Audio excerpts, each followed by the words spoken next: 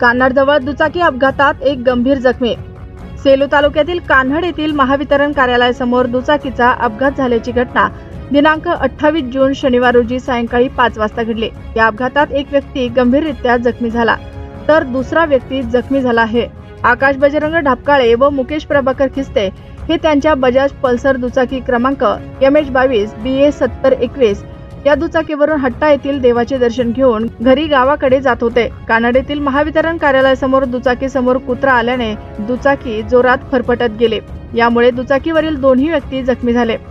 महावितरणाचे कर्मचारी संतोष ढवळे व ऑपरेटर माणिक बारवकर यांनी कान्हाड येथील वाहन बोलवून अपघातात जखमी झालेल्या दोन्ही व्यक्तींना तात्काळ बोरी येथील ग्रामीण रुग्णालयात उपचारासाठी दाखल केले। ग्रामीण रुग्णालयाचे वैद्यकीय अधिकारी VK पवार व कर्मचारी श्रीराम ढोणे, भारती कटपुरी यांनी जखमी झालेल्या दोन्ही व्यक्तींवर प्रथम उपचार करून आकाश ढापकाळे याला मार जास्त लागल्याने परभणी येथील खासगी रुग्णालयात हलवले। जखमी झालेल्या दोन्ही व्यक्तींवर सध्या परभणी येथील खासगी रुग्णालयात उपचार सुरू आहेत। या घटनेची माहिती बोरी पोलिसांना देण्यात आली।